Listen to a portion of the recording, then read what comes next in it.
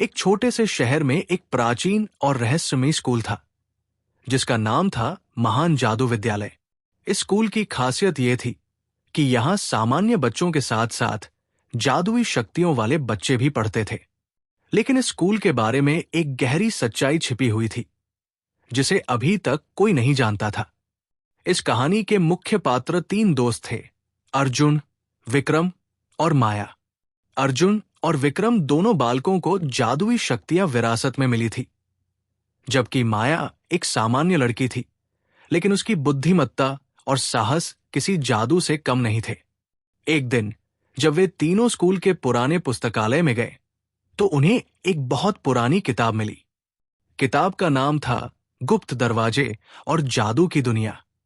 इस किताब में लिखा था कि स्कूल के अंदर एक गुप्त दरवाजा है जो एक रहस्यमयी दुनिया की ओर खुलता है, लेकिन यह दरवाजा सिर्फ तभी खुल सकता है जब कोई बड़ी समस्या स्कूल में आए।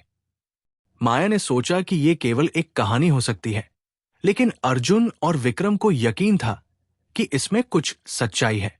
उन्होंने इस दरवाजे को खोजने का निर्णय लिया। कुछ दिन बाद स्कूल में अजीब घटनाएं होने लगी।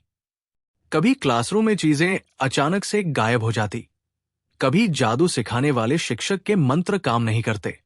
स्कूल के सभी शिक्षक और छात्र परेशान थे। तीनों दोस्तों को यकीन हो गया कि यह समस्या उस गुप्त दरवाजे से जुड़ी हो सकती है। उन्होंने स्कूल के पुराने हिस्सों में जाकर दरवाजे की खोज शुरू की।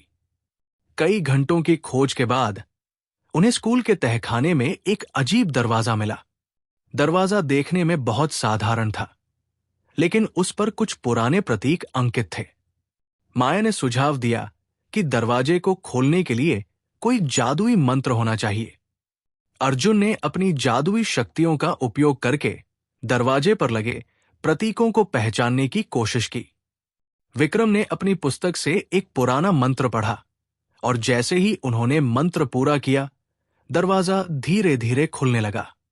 तीनों दोस्तों ने एक दूसरे की ओर देखा और साहस बटोरते हुए सुरंग में प्रवेश किया। सुरंग के अंत में एक विशाल कमरा था जो एक अलग ही दुनिया की तरह लग रहा था।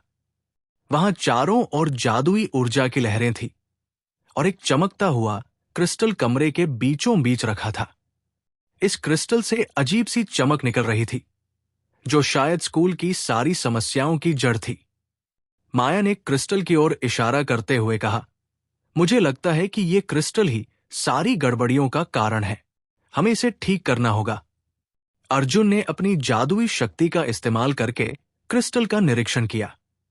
उसे पता चला कि यह क्रिस्टल स्कूल के संतुलन को नियंत्रित करता है, लेकिन किसी ने इसे खराब कर दिया था। तीनों दोस्तों ने मिलकर सोचा कि क्रिस्टल को कैसे ठीक किया जाए। माया ने सुझाव दिया कि हमें अपनी संयुक्त शक्ति का उपयोग करना होगा।